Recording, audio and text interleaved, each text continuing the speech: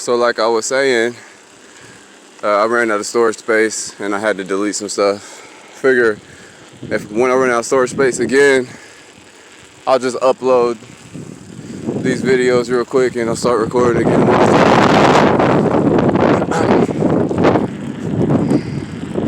So I was saying before I ran out of space that I texted her. I was kind of panicking. I left a voicemail.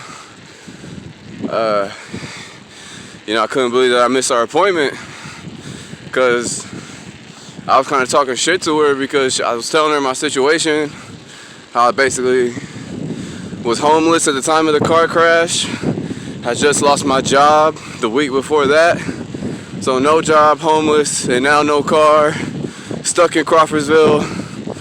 My friend that I'm staying with works during the day, so she'd never be able to take me to my appointments.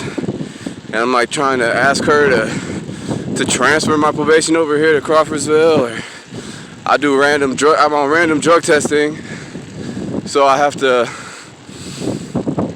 call this number after 9 p.m. every night to find out if I got a report for texting the next day. And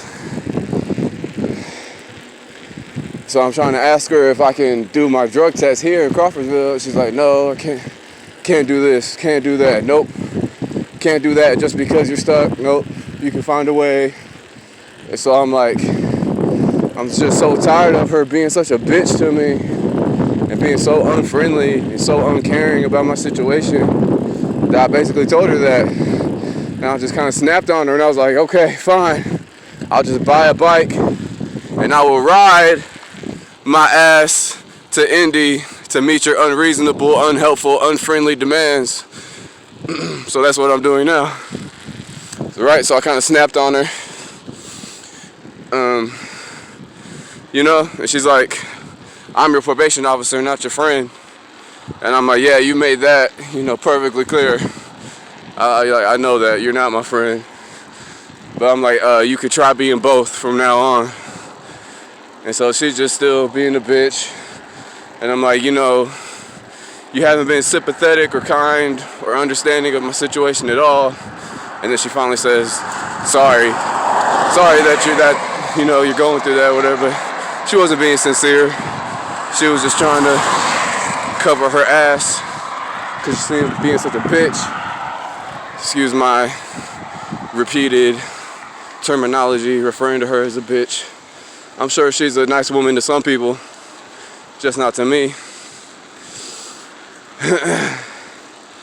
And so I told her that you're so unfriendly and so unhelpful, so unreasonable. I told her, I said, my last probation officer was 10 times nicer, more friendly than you, which would be 0, because 10 times 0 is still 0.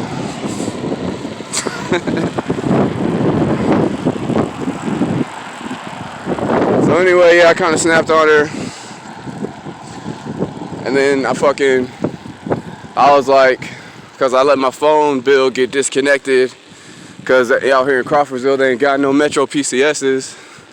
So I was like, why even keep paying it when I have no damn service out here? So I just let it get disconnected. I could have paid it, but I chose not to. And I was in a car crash, and then I totally forgot that they were sending my drug screen texts. There was like, instead of me having to call, which is what I have to do now, because I'm using these phone apps, and them calling the number wasn't working. Them trying to text it wasn't working. So now I have to call, but it was just sending text message to my phone telling me if I had to report every night or not. And I just completely forgot about that for like a week. And I was like, oh shit, like, this is my new number, like you gotta connect that to this number. Have I missed any drug screens? And at first she's like, no, you haven't been scheduled so far this month yet. Then she's like, wait, actually you did miss one on October 9th. And we'll talk about that at your next appointment, which is supposed to be the 28th. Now it's the 31st.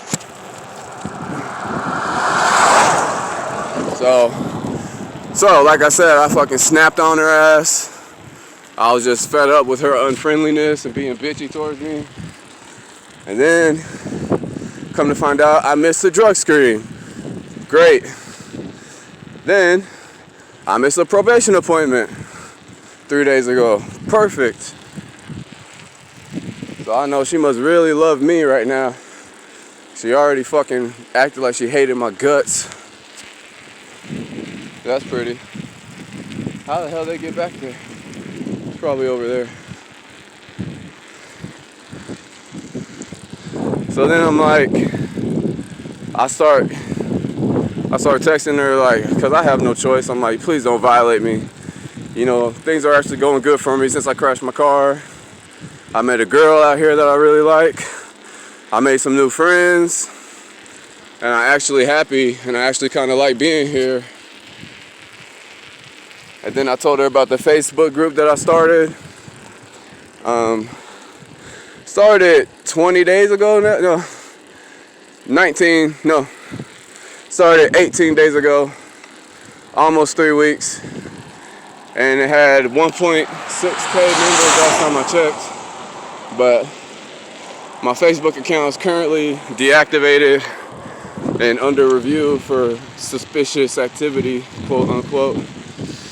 I think it's because I changed my name, because I'm legally going to get my name changed when I get off probation. So I just went ahead and changed my name on it.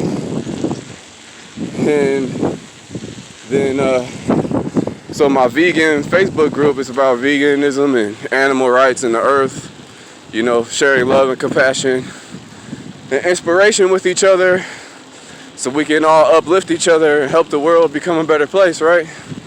That was the whole point of the group. And it just took off, you know. Pew! Like I said, 1,600 members in 17 days. I felt it was making me really happy. It's good for my mental health. So I ended up inviting all the friends that I had on Facebook. I maxed out my friends list. Look at that. Wow. Never seen that before. That's pretty cool. Yeah, it's a pretty cool scenery, huh?